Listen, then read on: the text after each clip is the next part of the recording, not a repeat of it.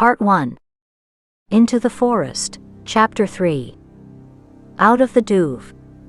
By the time I broke out of the Doove into the clearing near home, my pocket was full of petals, and my left hand was numb.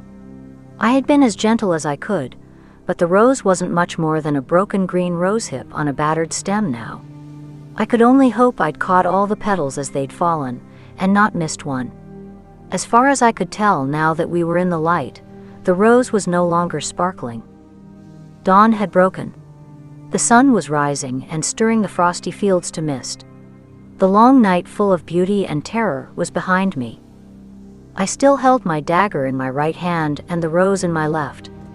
I was exhausted, hungry, parched with thirst, but so grateful to be alive and out of the forest that I nearly fell to my knees and cried, even though home was in sight. I simply had to keep putting one foot in front of the other. Unfortunately, Maurelle's carriage blocked my path. I hadn't expected to see her here, and she, apparently, hadn't expected to see me either. Her eyebrows shot up as she looked down at me from on high in the carriage box.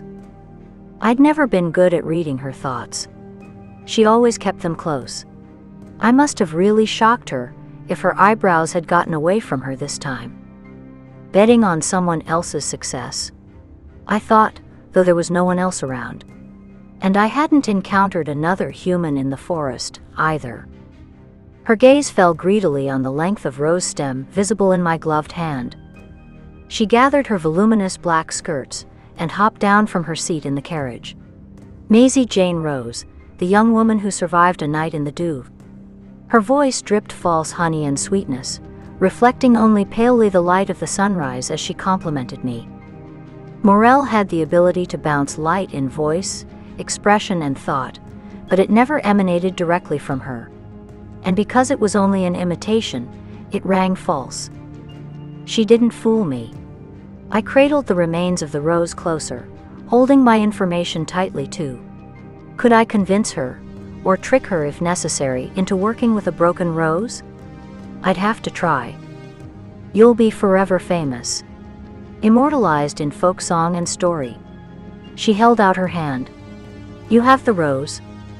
I clutched what was left of the rose as tightly as my bruised fingers would let me, hiding the broken bud from her. I do. It was hard-won. I need your promise that you will only use it for Katri. Her eyes flashed. I agreed to use the rose to help your sister. That was the bargain. She'd sidestepped the issue, which told me all I needed to know. She couldn't be trusted. It was clear she was trying to project that she held all the power in this negotiation. But I held the rose, and that gave me power too. I stared her down. The king wants a beautiful wife, the most beautiful wife in the land.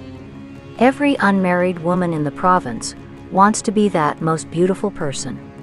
Beauty in this case means power and great wealth. You're not telling me anything I, or any of us, don't know, Maisie.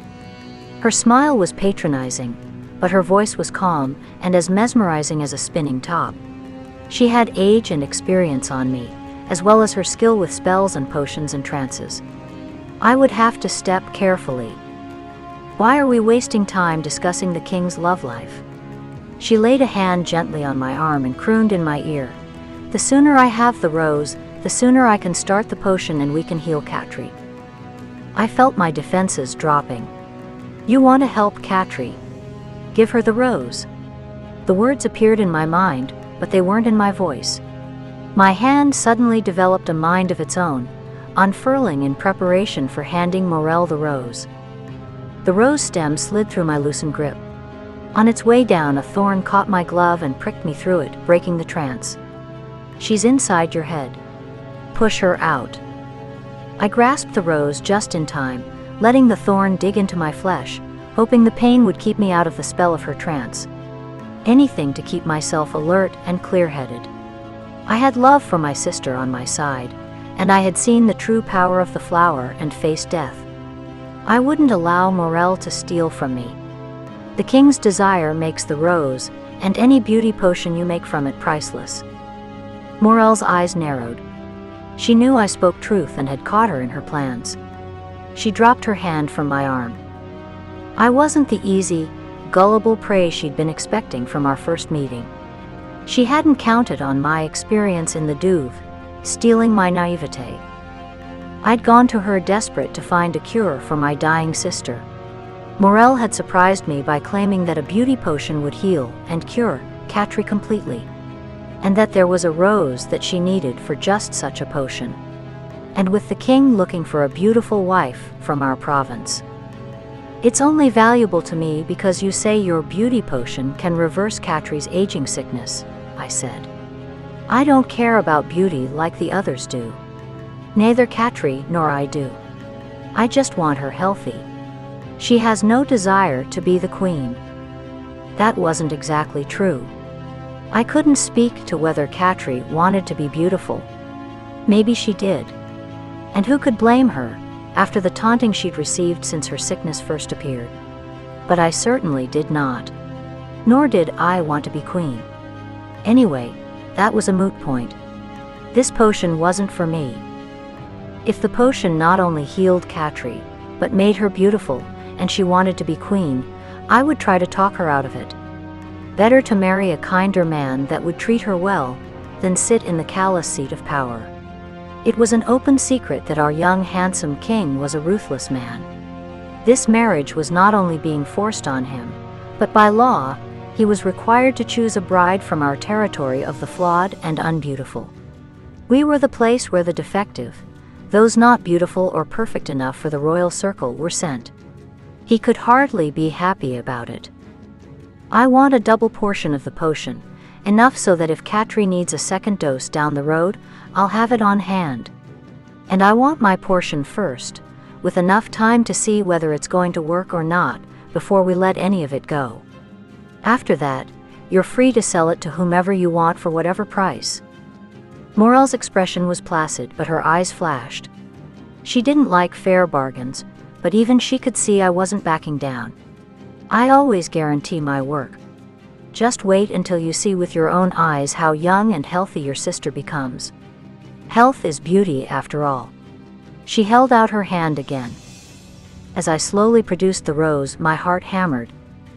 When she saw its battered condition, rage replaced the reflected light in her eyes. I took a step back, afraid she would strike me. I told you to bring it to me intact. Her voice was like dark water, deep and icy. I lifted my chin. Can I help it if the Fear Dorka ground it into the dirt with his heel before my very eyes? You should thank me, and be grateful I was able to save any part of it. I rescued it from death. Maurelle leaned away from me, as if suddenly afraid. The Fear Dorka touched it? She took a step back. I nodded. She paused and studied me intently. You're lying. I narrowed my eyes at her, and pulled up my hand holding the dagger. I wasn't exactly threatening her, more showing her I didn't like being accused of being false. She softened her tone. Or you're mistaken. You're tired. Anyone in your condition can be forgiven for making a mistake. The Doove makes the best of us imagine things. Maybe you saw a bear or a cougar. No one sees the Fear Dorka and lives to return to the mortal realm.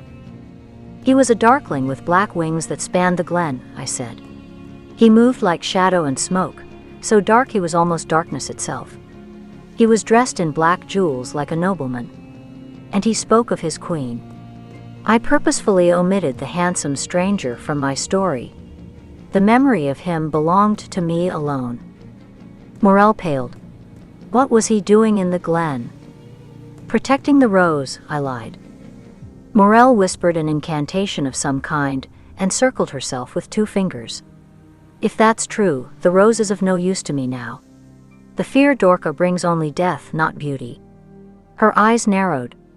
I can't believe you survived him. I ignored her jibe. She could believe what she wanted. What you say can't be true. He was beautiful, truly, the most darkly beautiful male I've ever looked upon. Her eyes went wide with fear, as if she suddenly believed that I had seen the real Fear Dorka, not a figment of my own imagination. I had only figured out who the darkling, had to be myself as I ran through the forest. Maurelle had just confirmed my suspicions.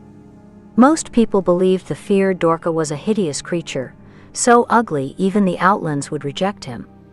Statues mocking him, strategically placed to ward him off, portrayed him as scaled and horned. Get rid of it. If he touched it, it will only bring curses from here out. Maurelle backed into her carriage. The potion only works with a complete, perfect rose. That's impossible. I held my ground. Nothing is perfect.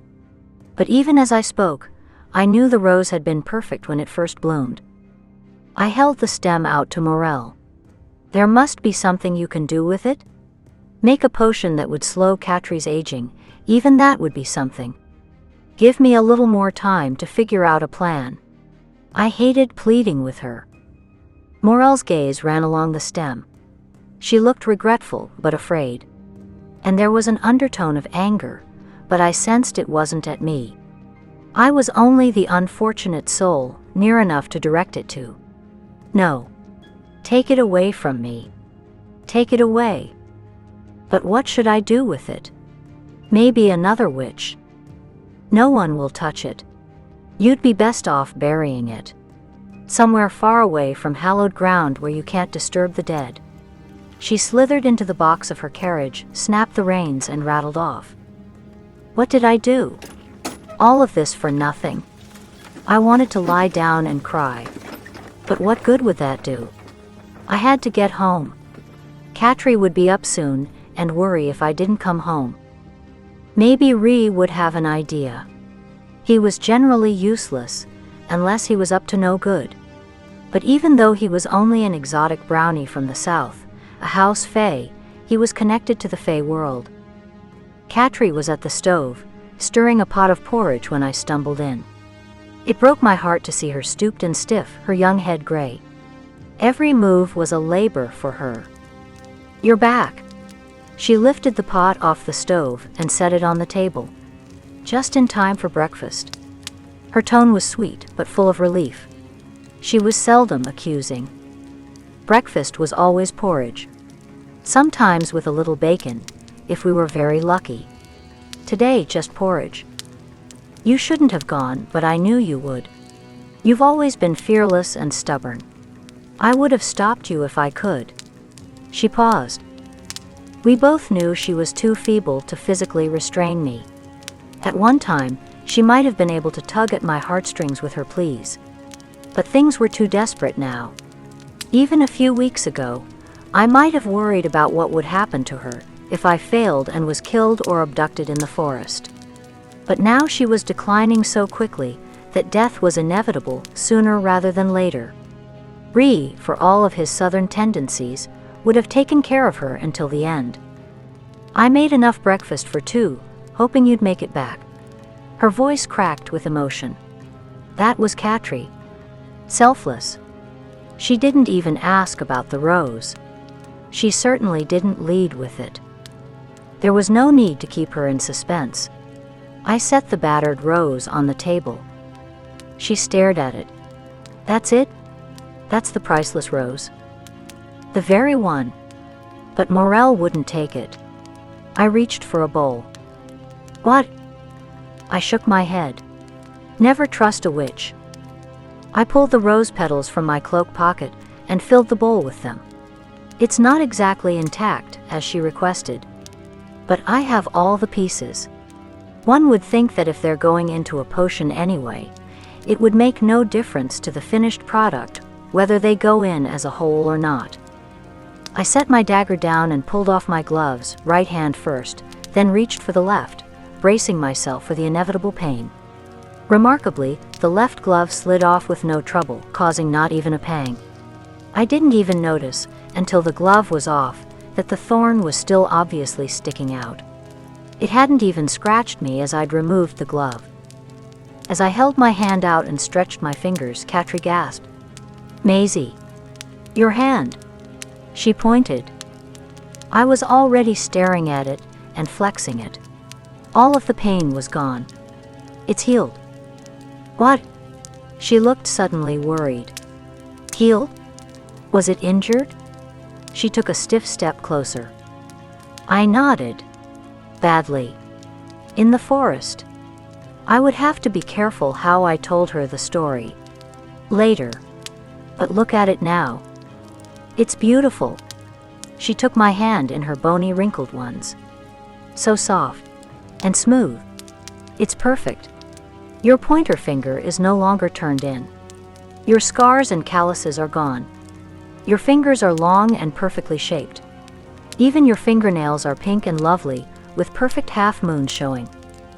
Katri was trying hard not to show it, but envy seeped into her voice. She had always loved beautiful things. She'd been such a pretty, precocious child, far prettier than me. Before the aging sickness manifested in her, everyone had conceded that she would be the beauty of the province. My hands had always been perfectly functional, but never beautiful. My nails were always chipped and ugly from the hard work of running our small croft. I stared down at my left hand and compared it to my right.